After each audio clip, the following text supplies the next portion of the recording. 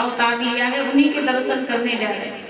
कागभूषुंडी जी ने कहा प्रभु फिर तो मुझे भी साथ में ले चलो। भोले बाबा ने कहा अरे कागभूषुंडी जी आप तो कौवा हो, और कौवा तो कहीं भी जाकर किसी की भी मुंडेर में बैठ जाए, किसी को भी देख के आ जाए। कागभूषुंडी जी ने कहा प्रभु मैं देख तो सकता हूँ कौवे के रूप में, लेकिन आपके साथ चलने में मेरा और लाभ होगा। क्या लाभ होगा? कि मैं राम जी का स्पर्श पा लूंगा, मैं राम जी को स्पर्श करके देख लूंगा, उनके चरण छू लूंगा, मेरा ये फायदा हो जाएगा, मुझे भी अपने साथ में ले चलो। भोले बाबा ने कहा चलो। कागभूषुंडी जी ने एक छोटे से बालक का रूप बनाया और भोले बाबा के शिष्य बनकर चल दिए। अब महाराज आगे आगे, भोले बाबा पीछे पीछे। कागभूषुंडी जी पहुंच गए अयोध्या की गलियों में। अयोध्या की गलियों में पहुंचे और महाराज कागभूषुंडी जी ने पूरी दुकान लगा दी। एक तरफ तोता, मैना, किताबें सब रख दी कि भैया काशी से बड़े विद्वान ज्योतिष आए हैं, जिसको भी अपना भविष्य जानना है सब आ जाओ। महाराज वहां लाइन लग गई भोले बाबा के सामने। किसको अपना भविष्य नहीं जानना? सब अपना भविष्य जानना चाहते हैं। बड़ी लंबी लाइन लग गई। महाराज भोले बाबा ने कहा रे इस लाइन में तो लाइन इतनी लंबी है, लेकिन इस लाइन में महल का तो कोई दिख नहीं रहा। कागभूषुंडी जी ने कहा चिंता क्यों करते हो भोले बाबा, मैं अभी ढूंढ कर किसी को लाता हूँ। तब तक देखा एक दासी, कौशल्या मैया की दासी जा रही थी। कागभूषुंडी जी गए उसके पास दौड़कर, अरे अरे सुनो माता जी आपको भविष्य जानना है क्या? उसने कहा क्यों? क्योंकि आपके नगर में बहुत विद्वान ज्योतिष आए हैं, हमारे गुरु जी हैं, आपको जानना है तो चलो जान लो। चलो महाराज तो प्रसन्न हो गई, चलो देखते हैं क्या है भाई हमारे भविष्य में। गई दौड़कर और महाराज भोले बाबा ने देखा कौशल्या मैया की मुख्य दासी अब काम बनने वाला है। भोले बाबा ने उसका हाथ पकड़ा और महाराज सब कुछ बता दिया। भोले बाबा से क्या छिपा है? भोले बाबा सब कुछ बताते, तेरा नाम ये है, तेरे इतने बच्चे हैं, तेरा पति ये करता, और तू कौशल्या मैया की मुख्य दासी है। अब महाराज उसने सुना तो गदगद हो गई कि भैया ये बाबा जी तो बहुत पहुंचे हुए। बाबा ने कहा अच्छा देखो मैंने तुम्हारा भविष्य बताया, तुमको कोई दक्षिणा नहीं दोगी? उसने कहा क्या दक्षिणा चाहिए? भोले बाबा ने कहा मुझे दक्षिणा ये चाहिए कि आपके यहाँ कौशल्या मैया ने एक लल्ला को जन्म दिया है, उस लल्ला के मुझे दर्शन करा। दासी ने कहा आपको पता है क्या मांग रहे हो? अरे वो महारानी है और वो राजकुमार है, कोई साधारण इंसान नहीं है, वो राजकुमार है, ऐसे दर्शन नहीं होंगे। भोले बाबा कहते हैं मैं जानता हूँ ऐसे दर्शन नहीं होंगे, तभी तो तुमसे कह रहा हूँ, क्योंकि तुम महल तक जा सकती हो और मुझे लेकर जा सकती हो, इसलिए मुझे लेकर चलो। दासी ने कहा अच्छा ठीक है तुम यहीं पर रुको, मैं पूछ कर आती हूँ, मैं कौशल्या मैया से पूछ कर आऊंगी फिर तुम्हें लेकर जाऊंगा। दासी गई और मैया कौशल्या से कहती है मैया अपने यहाँ जो लल्ला ने जन्म लिया है ना, इसका भविष्य जानना है तो बताओ। अपने यहाँ अयोध्या में एक बड़े विद्वान ब्राह्मण आए हैं,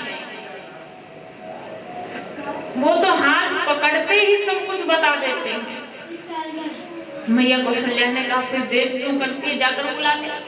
दासी दौड़ी दौड़ी गई, प्रसन्नता पूर्वक जा रही। भोले बाबा ने दूर से देखा और भोले बाबा ने कहा कागभूषुंडी काम बन गया अपना। देखो दासी कैसे प्रसन्न होकर आ गई, इसका मतलब काम बन गया। दासी ने आकर कहा बाबा आपकी बात स्वीकार कर ली, मैया कौशल्या ने आपको बुलाया है, चलो जल्दी। अब बाबा चल दिए। कागभूषुंडी जी कह रहे बाबा इस दुकान का क्या करूं? बाबा ने कहा रे दुकान छोड़ो, जिस काम के लिए आए थे वो तो हो गया, अब दुकान छोड़ दो। अब महाराज कागभूषुंडी जी भी पीछे पीछे जा रहे, दोनों पहुंचे द्वार पर।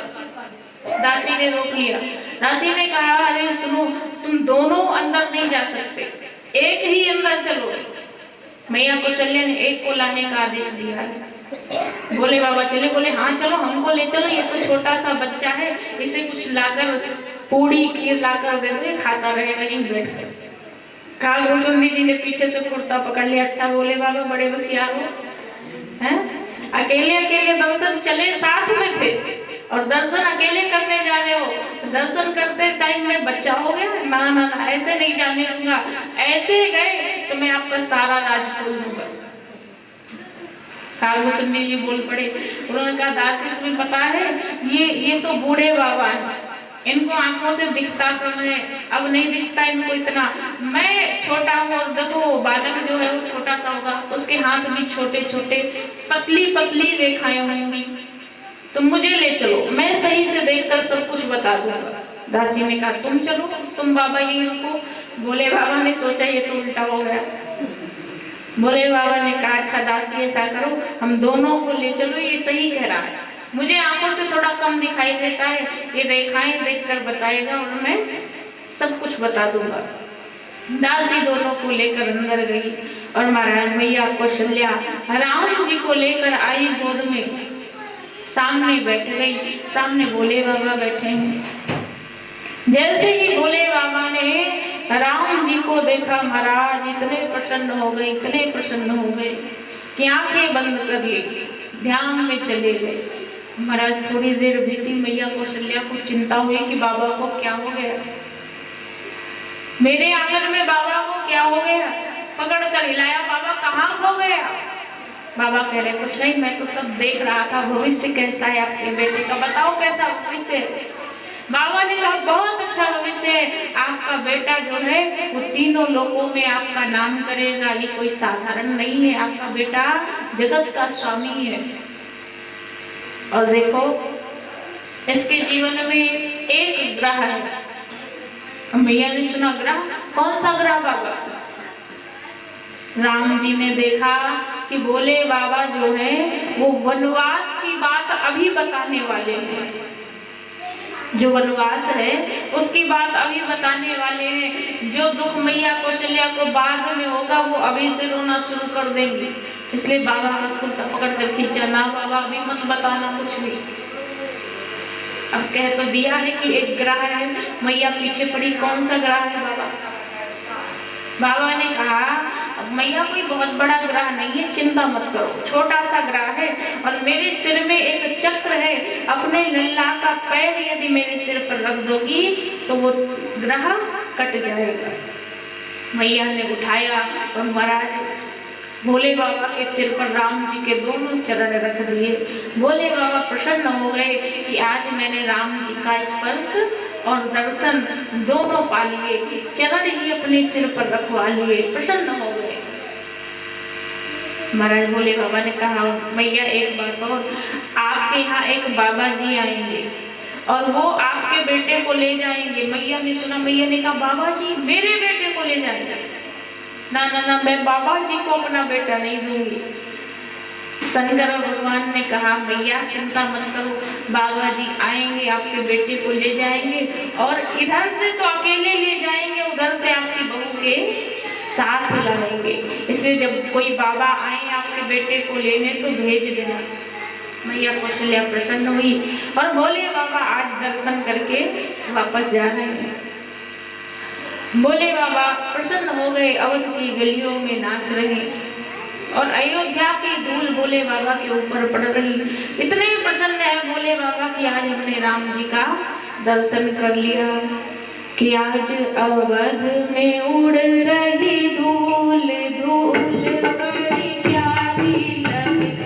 आज अवध में उड़ रही धूल धूल बड़ी प्यारी लगे। आज अवध में उड़ रही धूल धूल बड़ी प्यारी लगे। आज अवध में उड़ रही धूल धूल बड़ी प्यारी लगे। ओ प्यारी लगे, बड़ी प्यारी लगे।